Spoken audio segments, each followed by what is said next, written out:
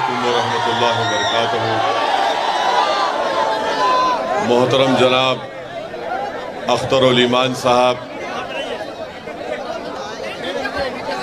रुकन assembly MLA, वो बिहार प्रदेश के मजलिस इत्तेहादुल मुस्लिमीन के सदर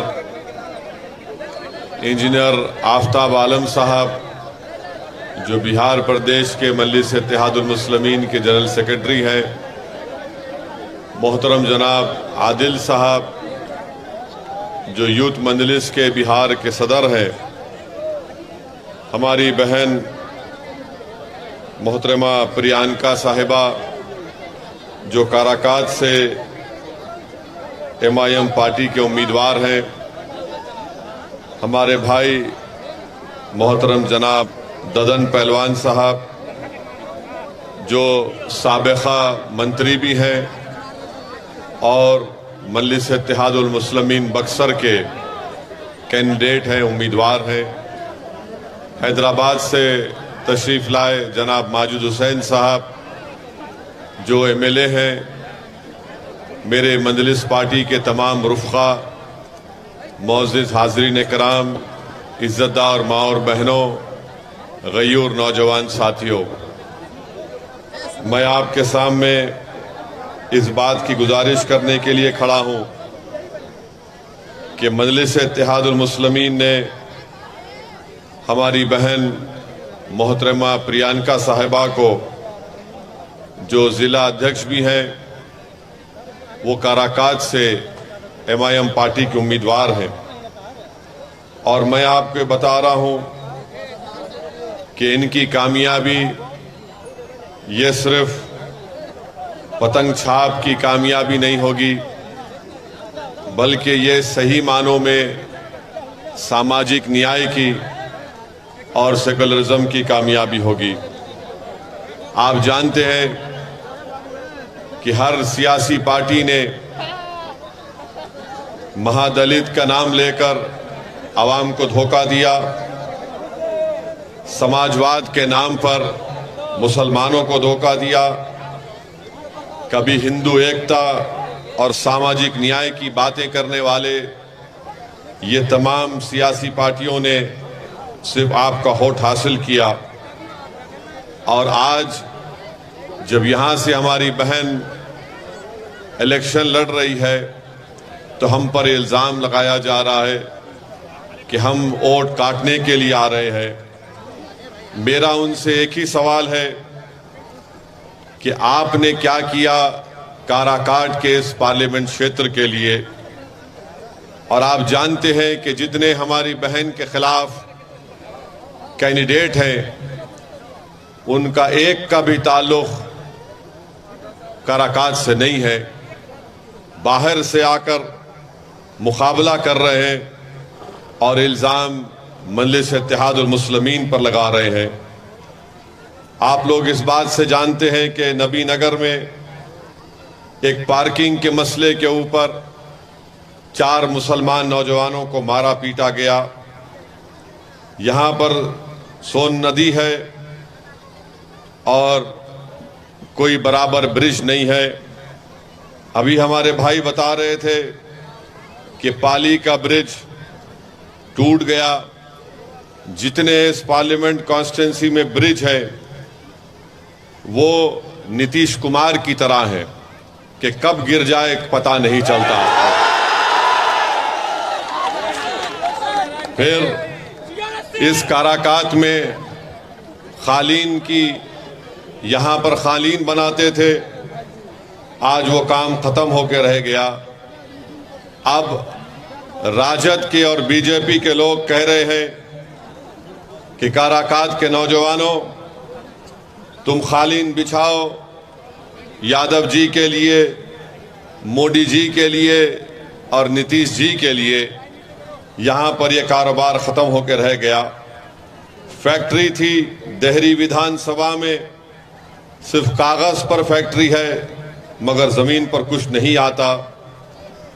इंद्रापुरी डैम है, यहाँ से पानी सप्लाई होता है पूरे प्रदेश को, मगर काराकाट की आवाम को पानी नहीं मिलता।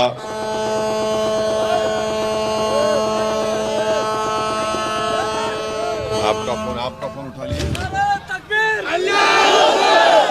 यहाँ पर बंसारा गांव है, जनता को पानी नहीं मिलता, गांव में मंडी नहीं है, कोई विकास का काम नहीं हुआ। हाँ, बालू माफिया का विकास हुआ, मगर यहाँ की गरीब जनता का कोई विकास नहीं किया।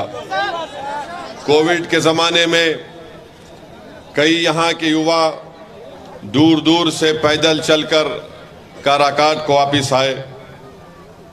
ट्रेन बसेस नहीं थी, और जब कोविड की दूसरी वेव हुई, अस्पताल नहीं था। ऐसे वक्त पर हमारी बहन प्रियंका ने अपने घर को अस्पताल में तब्दील किया। आप बताइए, आज जो हमारी बहन के खिलाफ जितने कैंडिडेट हैं, क्या वो आपको कोविड के दौरान नजर आए? नजर नहीं आए। तो मेरे अजीज दोस्तों और बुजुर्गों, हम आपसे अपील कर रहे हैं कि 1 तारीख के दिन आप काराकाट से हमारी बहन प्रियंका को, जो मल्ला समाज से उनका ताल्लुक है, उनको कामयाब करिए। यही सामाजिक न्याय की कामयाबी होगी। और ददन पहलवान साहब जो बक्सर से MIM पार्टी के उम्मीदवार हैं, उनको भी कामयाब करिए। आपको हम यही बताना चाहते हैं कि दालमिया की फैक्ट्री बंद है, सिंचाई का कोई काम नहीं है, ट्रेन के कोई कनेक्टिविटी नहीं है, महिलाओं के लिए कॉलेज नहीं है, रोड नहीं है। अगर आप एक अच्छा फैसला लेंगे तो यकीनन इंशाअल्लाह ताला यहाँ से जब हमारी बहन कामयाब होकर जाएगी, आपके बहुत से मसाइल का हल निकलेगा, विकास होगा। बल्कि मैं आपको खुशखबरी सुना रहा हूँ कि आज शिवहर में, उस कॉन्स्टिट्यूंसी शिवहर है ना, जहाँ पर हमारे उम्मीदवार राणा रंजीत सिंह हैं, अभी हमको फ़ोन पर इत्तला दी गई कि आज मतदान हुआ वहाँ पर, और वहाँ की जनता ने यह फैसला लिया कि अब के बार राणा रंजीत को अपना MP मुंतखब करेंगे इंशाअल्लाह ताला।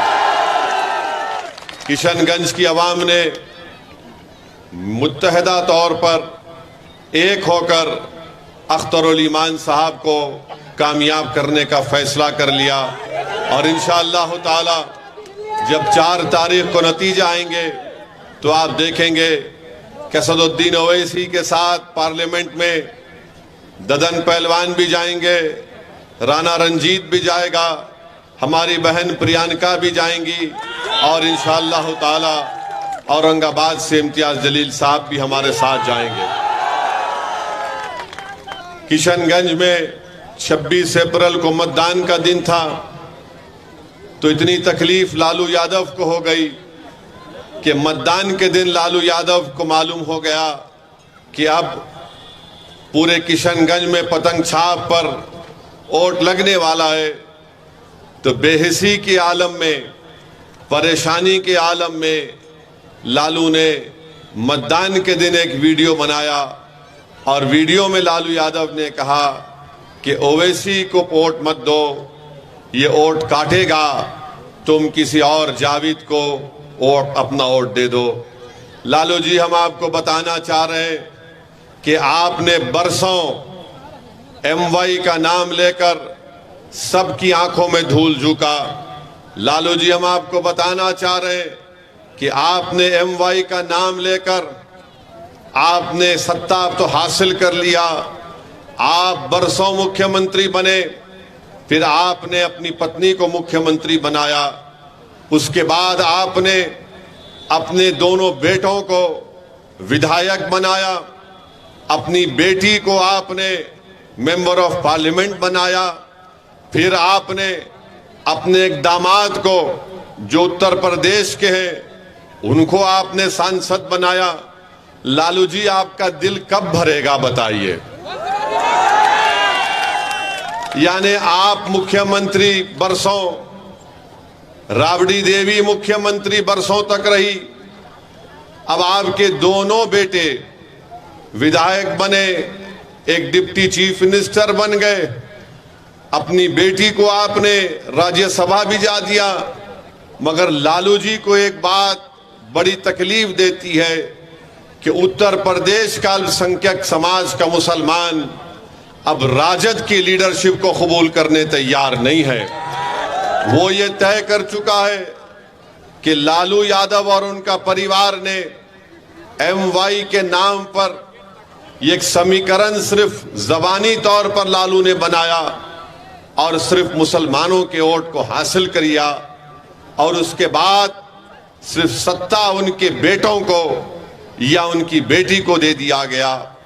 अभी भी वही ड्रामा हो रहा है, मगर जब से MIM पार्टी आई है इनके दिमाग अपनी जगह पर आ चुके हैं। इसीलिए आज आप देखते हैं कि कल तक तेजस्वी यादव के मंच पर कोई मुसलमान नजर नहीं आता था, मगर जब से मजलिस पार्टी को आपने अपना माना और मजलिस पार्टी को आपने अपनी जमात को समझा, तब से तेजस्वी यादव को बड़ी मजबूरी के साथ एक दो मुसलमानों को अपने मंच पर बिठाते हैं, पीछे बिठाते हैं, सामने बिठाते नहीं हैं। मगर इंशाअल्लाह ताला इस पार्लियामेंट के चुनाव के बाद इनको पता चल जाएगा। मेरी इज्जतदार माँ और बहनों से मैं अपील करना चाह रहा हूं कि यकीनन हमारी भी कोशिश यही है कि तीसरी मर्तबा देश का वजीर आजम प्रधानमंत्री नरेंद्र मोदी ना बने, और इसके लिए हम कोशिश कर रहे हैं। अब आप बताइए, अख्तरुल ईमान जब अपना इलेक्शन किशनगंज का लड़ रहे थे, जहां पर राजद का उम्मीदवार नहीं था, तो आखिर क्या परेशानी हो गई लालू को कि उन्होंने मतदान के दिन वीडियो बनाया और ये कह दिया कि ओवैसी वोट काटने आया है। ये एक बात सामने आ गई कि लालू नफरत करते हैं, राजद नफरत करती है, तेजस्वी नफरत करता है। वो नहीं चाहते कि अल्पसंख्यक समाज मुसलमानों की एक सियासी लीडरशिप पैदा हो जाए। मैं आपसे ये अपील करने आया हूं मेरे भाइयों बहनों, गयूर नौजवानों, याद रखो, तुम सिर्फ वोट डालने वाले बनोगे तो फिर हमको गुलामी करना पड़ेगा। अगर आप वोट लेने वाले बनेंगे तो आप इंशाअल्लाह ताला अपनी लीडरशिप को बनाएंगे। लोग आपके पास आकर अपनी तकलीफ को बयान करेंगे, आपके पास लोग आकर आपसे कहेंगे कि हमसे इंसाफ करो। आपने बरसों साथ दिया, कभी कांग्रेस का तो कभी राजद का तो फिर कभी नीतीश कुमार का। आज मजलिस इत्तेहादुल मुस्लिमीन एक मुतबादिल और एक ताकतवर विकल्प बनकर बिहार में उभरी है। मेरी आपसे दबन गुजारिश है कि आप अपना एक एक वोट एक तारीख के दिन पतंग छाप के निशान पर बटन दबाइए, और हम आपसे वादा कर रहे हैं कि इंशाअल्लाह ताला अगर दिल्ली में जरूरत पड़ेगी, भारत की जनता ऐसा फैसला देगी कि तीसरी मर्तबा इस देश का प्रधानमंत्री नरेंद्र मोदी ना बने, मैं आपको बता रहा हूं, वादा कर रहा हूं कि MIM पार्टी यकीनन पूरी कोशिश करके किसी ऐसे शख्स को इस देश का प्रधानमंत्री बनाएगी जिसका ताल्लुक बीजेपी से और नरेंद्र मोदी से ना हो। हम इसका आपसे वादा कर रहे हैं। मगर याद रखिए इसका ये मतलब नहीं है कि हम इनकी गुलामी करते रहेंगे। मैं लालू यादव और उनके परिवार को अपना नेता नहीं मानता। इसलिए नहीं मानता हूं क्योंकि मेरा मानना यह है कि आप में उनसे ज्यादा काबिलियत है, मेरा मानना यह है कि आप में उनसे ज्यादा ताकत है, मेरा मानना यह है कि आप उनसे ज्यादा नंबर में हैं, मेरा मानना यह है कि आपकी आबादी में उनसे ज्यादा हक है। तो जब आप हर एतबार से आगे हैं, आप कब तक इनके पीछे भागेंगे? आप बताइए कि राजद ने 22 लोगों को टिकट दिया, जिसमें से सिर्फ 2 मुसलमान हैं, बल्कि 32 टिकट राजद ने अपने 22 माले और CPI के लोगों को दिया है, उसमें सिर्फ 2 मुसलमान हैं। 17% मुसलमानों की बिहार में आबादी है और 2 टिकट दिए जाते हैं और गाली किसको देते हैं? ओवैसी को और अख्तरुल ईमान को कि ये लोग वोट काटने आए हैं। अरे तुमको सिर्फ 2 नजर आए और अपने परिवार से तुमने 2-2 अपनी बेटियों को टिकट दे दिया। तुमने 2-2 अपनी बेटियों को टिकट दे दिया। बताओ मेरे अजीज दोस्तों और बुजुर्गों, इससे ज्यादा बेइज्जती और क्या हमारी हो सकती है? आपने अभी अख्तरुल ईमान की तकरीर में सुना कि कितनी नौकरियों से हमको हाथ धोना पड़ा। हमारी आबादी में 2 करोड़ हम आबादी में और नौकरी हमको नहीं दी जाती है। तो बताओ ये कैसे इंसाफ होगा? अगर काराकाट की जनता ये समझ रही है कि मैं सिर्फ जज्बाती नारे लगाने से मुझे इंसाफ मिल जाएगा, मैं ओवैसी के सभा में आकर ठहर कर उनकी तकरीर को सुनकर अगर चला जाऊंगा तो मुझसे इंसाफ हो जाएगा। नहीं मेरे दोस्तों, इंसाफ उस वक्त होगा मेरे भाई जब आप वोट डालेंगे मयम पार्टी को, जब आप अपनी लीडरशिप को पैदा करेंगे। ये जो लड़ाई हम और अख्तरुल ईमान और इंजीनियर आफ्ताब साहब, हैबर साहब और ददन पहलवान लड़ रहे हैं, ये लड़ाई आपके लिए लड़ रहे हैं, इन नौजवानों के लिए लड़ रहे हैं, इन मासूम बच्चों के लिए लड़ रहे हैं, क्योंकि आने वाला कल आपका होगा। हमारी जिंदगी का भरोसा नहीं कि कब हमारी जिंदगी का शमा गुल हो जाए, मगर ये लड़ाई तुम्हारे लिए लड़ी जा रही है ताकि आने वाले कल में तुम किसी की गुलामी ना कर सको। तुम खड़े होकर नेता बनो, तुम पार्लियामेंट में जाओ, तुम बिहार की विधानसभा में जाओ और जाकर अपने इंसाफ की लड़ाई लड़ो ताकि आने वाला मुस्तकबिल तुम्हारा हो सके। बल्कि मैं बिहार के उन तमाम अल्पसंख्यक समाज के मुसलमानों से अपील कर रहा हूं, क्यों नहीं आप मुख्यमंत्री बन सकते बिहार के? आने वाले विधानसभा में हम बताएंगे इंशाअल्लाह ताला लालू को, नीतीश को, कि बिहार का मुख्यमंत्री एक मुसलमान भी बन सकता है इंशाअल्लाह ताला। हम कब तक इन लोगों की गुलामी करते रहेंगे?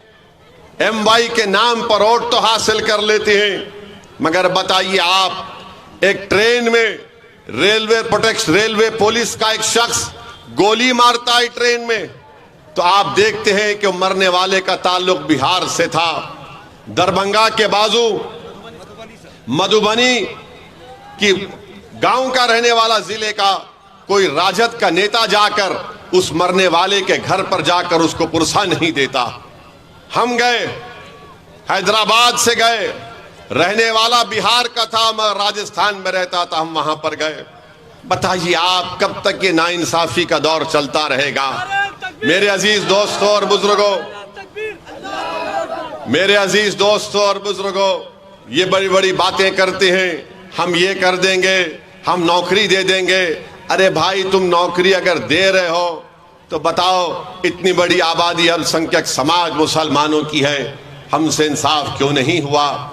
कितने साल हुकूमत थी अख्तर भाई राजद की? 17 साल 15 साल राजद की हुकूमत थी। 15 साल मुख्यमंत्री लालू राबड़ी, फिर उनके बेटे डिप्टी चीफ मिनिस्टर। बताइए आप कब तक ऐसा नाइंसाफी का दौर चलता रहेगा? हम आपसे अपील कर रहे हैं कि वोट एक अमानत है, उस अमानत का सही इस्तेमाल करिए। 1 तारीख को आपको डरने और घबराने की जरूरत नहीं है। जब यही राजद की सरकार थी, नीतीश मुख्यमंत्री थे, तो सीवान में एक 7 साल का मासूम बच्चे का नाम क्या था? 7 साल के सीवान का 7 साल का बच्चा है, 8 दिन जेल में रहता है और 8 दिन उसकी मां जेल के बाहर खड़े रहती है कि पहले तो 7 साल के बच्चे को जेल में नहीं डाला जाता। उसकी मां रो रो कर कह रही थी कि मेरा बच्चा बच्चा है, ये 18 साल का नहीं है, ये 16 साल का नहीं है, इसको छोड़ो, इसको बच्चों के घर में रखो। मगर 7 दिन तेजस्वी डिप्टी चीफ मिनिस्टर थे, सीवान में बच्चा जेल में रहा। मेरे अजीज दोस्तों और बुजुर्गों, किसने आवाज उठाई? मजलिस इत्तेहादुल मुस्लिमीन ने उस बच्चे के इंसाफ के लिए आवाज उठाई। CAA का कानून जब पार्लियामेंट में मोदी की ये जालिम सरकार उठा रही थी, बना रही थी कानून, 300 बीजेपी के MP के सामने मजलिस के 2 MPओं ने 300 बीजेपी के MP के सामने कहा ये CAA का कानून संविधान के खिलाफ है, हम इसको नहीं मानते, ये काला कानून है। हमने उस बिल की कॉपी को मोदी और अमित शाह की आंखों के सामने फाड़कर उसको फेंक दिया पार्लियामेंट में। बताइए, आज मोदी कहते हैं, आज बीजेपी कहती है कि हम यूनिफॉर्म सिविल कोड लेकर आएंगे, यकसा सिविल कोड लेकर आएंगे। अपने दिल पर हाथ रखो, अपने दिमागों पर जोर डालकर अपने आप से सवाल करो कि अगर कल पार्लियामेंट में यकसा सिविल कोड या यूनिफॉर्म सिविल कोड का बिल लाया जाएगा तो क्या राजद का माले का कोई MP उठकर उसकी मुखालिफत कर पाएगा? कोई नहीं कर पाएगा।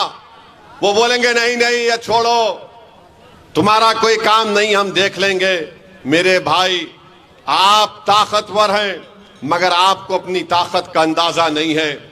इसीलिए मेरी आपसे अपील है कि आप मुत्तहदा तौर पर अपने के कोड का इस्तेमाल करिए। और रहा सवाल हमारे प्रधानमंत्री का, मेरे भाई, आप और हम सब लोग अपनी अम्मा के पेट से पैदा हुए ना, आप और हम सब। अम्मा ने हमको, अल्लाह ने हमको खून के खतरे से एक लुथड़ा बनाया। 9 महीने के बाद अम्मा ने हमको पेट से निकाला, हम पैदा हुए। ये वाहिद शख्स है प्रधानमंत्री जो कह रहा है कि मैं बायोलॉजिकली पैदा नहीं हुआ। नाना, हंसने की बात नहीं है। उन्होंने कहा ये बात को, उन्होंने कहा इस बात को कि मैं बायोलॉजिकली पैदा नहीं हुआ। अब आप बताइए, 130 करोड़ जनता का प्रधानमंत्री है और संविधान की दफा 51 ये कहता है कि भारत के नागरिकों को अपने आप में एक साइंटिफिक टेम्परामेंट पैदा करना चाहिए, यानी एक साइंटिफिक सोच पैदा करनी चाहिए। प्रधानमंत्री कहते हैं कि मैं बायोलॉजिकली पैदा नहीं हुआ। सुनिए, अभी आपको समझाना चाह रहे हैं। 2014 में जब आए थे तो कहा था अच्छे दिन लेकर आऊंगा, कहा था ना। फिर कहा था कि भाइयों बहनों 15 लाख डालूंगा। फिर कहा था 2 करोड़ नौकरी दूंगा हर साल। 2014 हो गया, 2019 शुरू हुआ तो मोदी ने कहा मैं आपका चौकीदार, कहा था ना, मैं आपका चौकीदार हूं। फिर चुनाव हो गया तो कहा मैं आपका सेवक हूं, फिर कहा सेवक हूं। अब 24 आ गया तो कह रहे हैं कि मैं बायोलॉजिकली नहीं पैदा हुआ। अब मोदी ये कह रहे हैं कि मुझे खुदा ने, शक्ति ने किसी मकसद के लिए पैदा किया है। अब वो दिन दूर नहीं है कि नरेंद्र मोदी कह देंगे कि मैं ही सब कुछ हूं, मेरी पूजा करो। आप बताइए, नरेंद्र मोदी अगर ये कह रहे हैं कि ऊपर वाला एक शक्ति, एक मकसद के तहत उनको यहां पर पैदा किया है। मोदी जी, जब कोविड के 2 वेव हुए तो बिहार के नौजवान जब मुंबई से, दिल्ली से, हैदराबाद से, बेंगलुरु से पैदल चलकर आ रहे थे, तो क्या इसीलिए ऊपर वाले ने आपको प्रधानमंत्री बनाया था कि उनको तकलीफ पहुंचाए जाए? बताओ मोदी, जब आप कह रहे हैं कि आपको ऊपर वाले ने काम के लिए रख दिया, तो आपने पूरे देश को बंद कर दिया। 130 करोड़ जनता को नरेंद्र मोदी ने चंद घंटों की भी मोहलत नहीं दी और कहा कि भाइयों बहनों लॉकडाउन होगा। देश को बंद कर दिया मोदी ने। और मोदी कहते हैं कि मैं एक शक्ति है, मुझे किस खास काम के लिए भारत में यहां पर काम करने के लिए रखा गया। मोदी जी, आप अहंकार का शिकार हो चुके हैं, आप गुरूर में डूब कर बोल रहे हैं। याद रखो, भारत एक देश है और देश बड़ा है। नरेंद्र मोदी, तुम देश से बड़े कभी थे ना कभी रहोगे इंशाअल्लाह ताला। मोदी जैसे 56 लोग आके चले जाएंगे मगर भारत रहेगा इंशाअल्लाह ताला। भारत किसी एक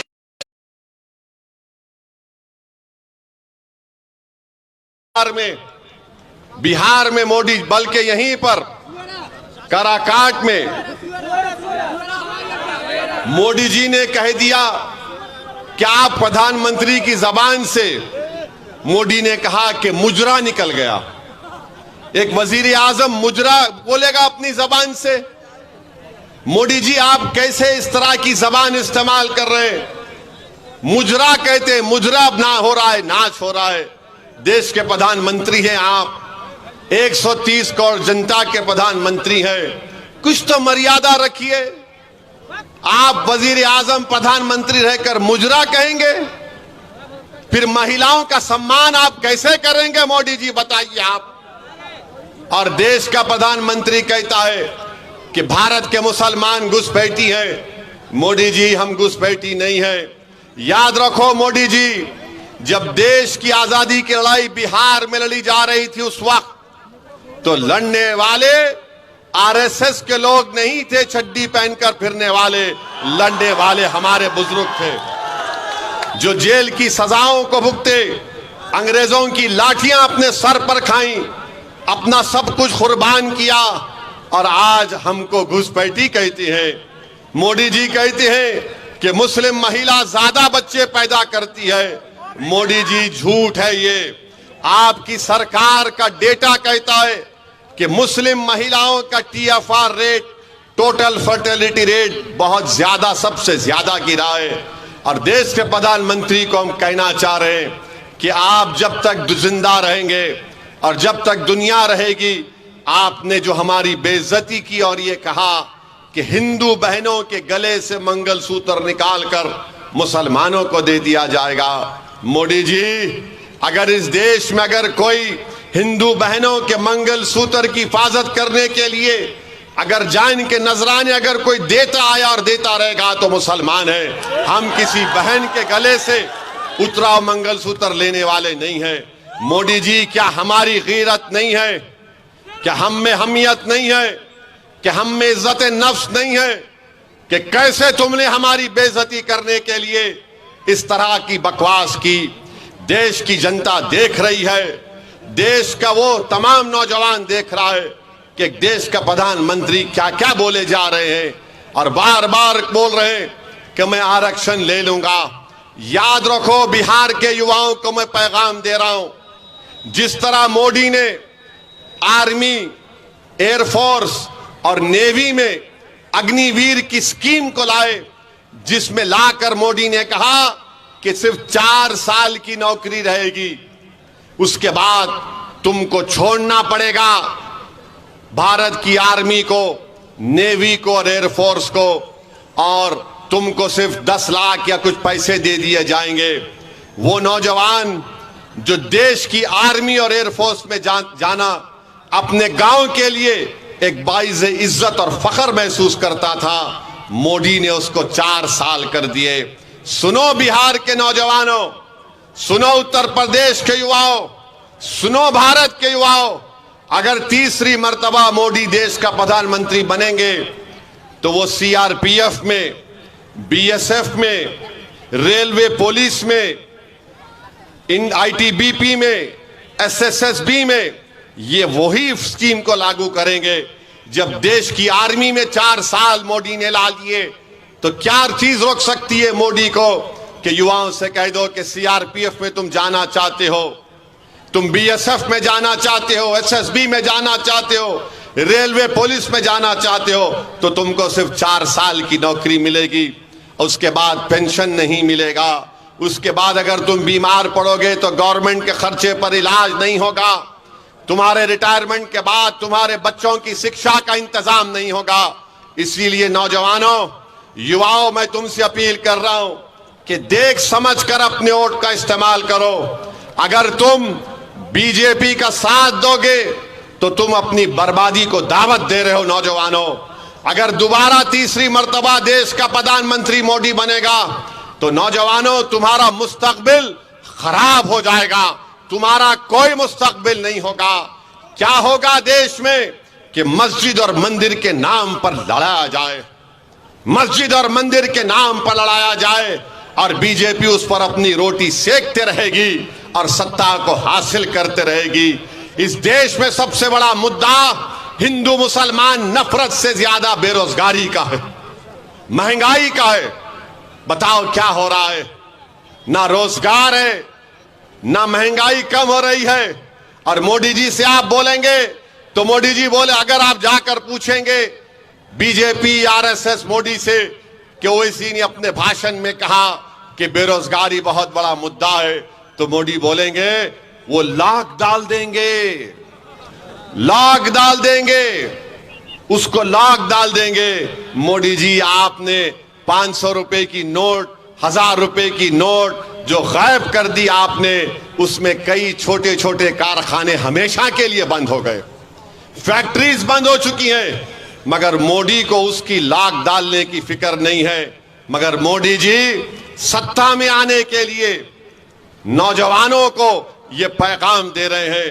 तो मेरी आपसे अपील है कि आप पहली तारीख के दिन सुबह के वक्त में निकलकर अपने एक वोट का इस्तेमाल करिए।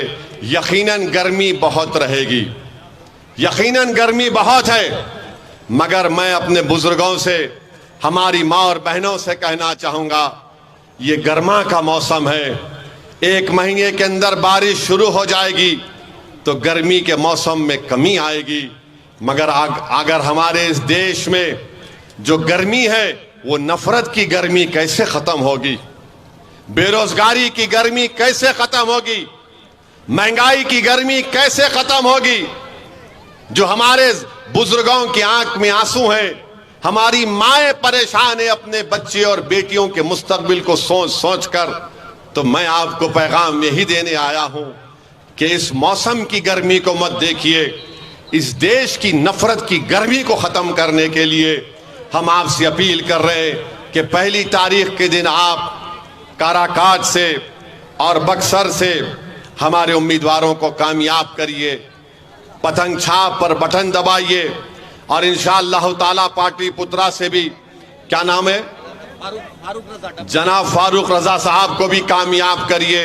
लालू जी आपने वीडियो बनाया था ना 26 तारीख को, हम कल जा रहे हैं पाटलिपुत्रा को। और लालू जी याद रखिए, हम आपका कर्जा नहीं रखेंगे बाकी इंशाअल्लाह ताला। बहुत कर्जे आपके हम पर हैं लालू जी, तेजस्वी तुम्हारे भी बहुत कर्जे हम पर हैं। 4 तुमने हमारे विधायक को खरीद लिया, अभी तो कर्जा उतारेंगे तेजस्वी, बहुत दर्द होगा तुमको, बहुत दर्द होगा। तुमने हमारे 4 विधायकों को, उन जमीर बेचने वालों को तुमने खरीद लिया था ना। अब हम तुमको बताएंगे कैसा काम होता है। आपसे हम एक ही अपील कर रहे हैं कि आप किसी की पहलवान को बक्सर से, ये सेक्युलर आदमी है, ये बड़ा अटल आदमी है, जिद्दी आदमी है, ये अपने उसूलों पर कॉम्प्रोमाइज नहीं करने वाला है। तो यही चंद गुजारिशात हम आपको बोलने आए हैं, आपसे रखने आए हैं। हम उम्मीद करते हैं कि आप हमारी इन बातों पर गौर करके अपना एक वोट का इस्तेमाल पतंग छाप के हक में करेंगे। बहुत बहुत शुक्रिया। अस्सलाम वालेकुम व रहमतुल्लाहि व बरकातहू।